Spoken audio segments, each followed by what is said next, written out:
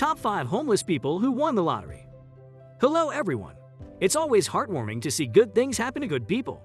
For example, when someone in desperate need of money for a life-saving operation wins an online lottery, or when an elderly man who has never won anything in his life hits it lucky with a scratch card.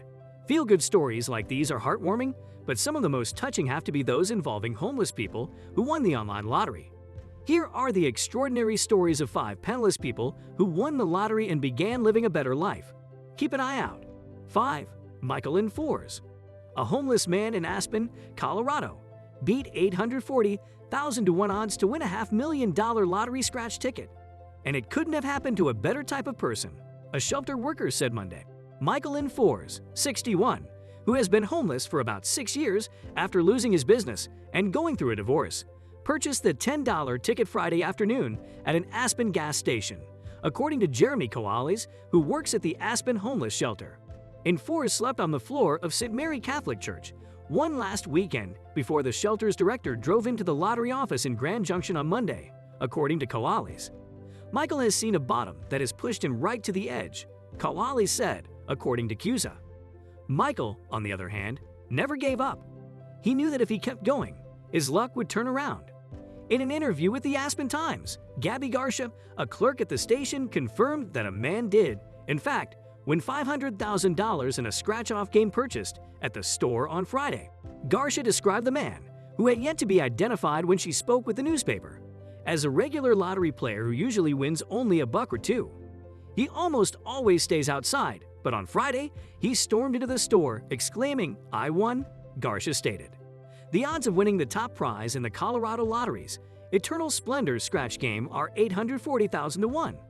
I asked him what he was going to do, and he said he wanted to get some skis and connect with his daughter, whom he hadn't seen in over 20 years, Koalis told CUSA. He's interested in figuring out how to contact her and reconnect with her now that he has a little more means to do so. It's a fantastic story, Koalis said. It's really inspired so many people, because out of all the people who could win $500,000, especially in Aspen, Colorado, it couldn't happen to a better type of person than someone who actually uses the homeless shelter. 4. Anonymous winner. While some people are happy to give their prize money to the needy, others prefer to keep it for themselves. Emily Filter of California won $1 million on a scratch ticket and used it to pay off her significant therapeutic obligation. In the previous year, she had a burst spleen and a severe case of pancreatitis. This lottery was awe-inspiring to her. Emily made it to the features quickly, and it appeared that everything was going her way. Surprisingly, she won another $26,000 on a scratch ticket. Also, consider what the deal was. She inadvertently gave the ticket to a vagrant rather than cash. Oh my goodness. He gave her the money to buy the ticket from her, as indicated by the vagrant, because he knew she had won and figured she would bring him luck. Emily believed she had given it to him inadvertently while she needed to give him money. Despite this, the agent stated that she gave the ticket on purpose. Emily requested that the vagrant share the prize money with her, but the general public's reaction to her was immediate. They didn't like the idea of a tycoon requesting money from a vagrant. What a bad luck! 3. Glenn Williams. They say you can't win until you start playing. All things considered, that is not generally the case, as Glenn Williams demonstrates. Because of the generosity of Sophia Andrade of Massachusetts, in comparison to the other people listed here, Sophia's scratch ticket winnings totaled an insufficient $200. Regardless, it was a significant benefit for people like Glenn. Glenn was standing along the edge of a street, looking for some change when Sophia spotted him and took him for some hot nourishment and espresso. She used her prize money to get him 3 nights at an inn after discovering he had no place to stay. Getting the lottery money indefinitely would have sufficed for the majority of the usage, but Sophia was far too generous.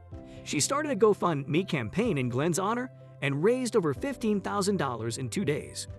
People generously donated material goods and warm clothing to Glenn. He even had his hair styled by a nearby hairdresser. Glenn was overcome with gratitude, and this case demonstrates that good and helpful people still exist.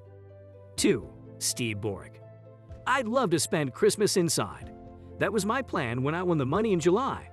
A homeless man in Vancouver who won the lottery claims he is unable to claim his prize because he lacks identification.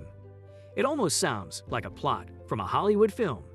Steve Borick, 57, won $25,000 in July on an $8 Keno ticket he bought on a whim, a game he had never played before. Then there's the twist. Lido BC will not cash my ticket because I don't have photo ID, Boric explained. Boric claims he hasn't had proper identification in a couple of years because he misplaced it during a period of upheaval in his life. He claimed he had never needed it, until now. But he can't get photo identification unless he has a birth certificate from his birth city of Montreal, Quebec. And he can't get a birth certificate unless he has photo identification. He's literally been left out in the cold as a result of his predicament. I'd love to spend Christmas inside. That was my plan when I won the money in July, he stated. If I could cash my ticket right now, I'd give $1,000 to the gospel mission to help other homeless people. After 5 months of unsuccessful attempts by Boric to obtain identification, CBC intervened. Calls to various provincial and federal ministries were made by CBC News, and one of them was eventually routed to the correct office. According to a provincial government employee, a woman in the office of NDP MLA Carol James knew how to obtain a Quebec birth certificate. She had previously done it for other homeless people. Within hours, the necessary documents were emailed to Vancouver. Boric filled out the forms with information that only he could provide and signed the documents, which were on their way to Quebec by the end of the day. Boric has been struggling for several years, ever since his marriage ended and he became afflicted with medical issues and depression. Regardless, I've never been on public assistance. I'm not going on welfare. I'd only look after myself, Boric stated. He claims he survives on day-to-day work obtained through temporary labor agencies. Boric was discovered living in a makeshift home under a tree in a clearing on the Fraser River's edge in South Vancouver last May. He'd built the shelter himself out of reclaimed building materials and tarps. However, it was on private property, and Boric was forced to leave what he called a little piece of paradise. Subsidized housing offers never materialized.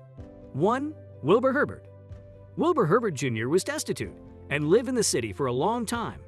He had been declared incapacitated, so he couldn't work even to cover his basic day-to-day expenses. Fortunately, he reconnected with his sibling and sister-in-law, who were eager to help him recover. She even urged him to take part in the incredible $1.6 billion Powerball jackpot. Wilbur only purchased a single line of numbers for $2 and walked away from the lottery terminal to determine what number would be his lucky number.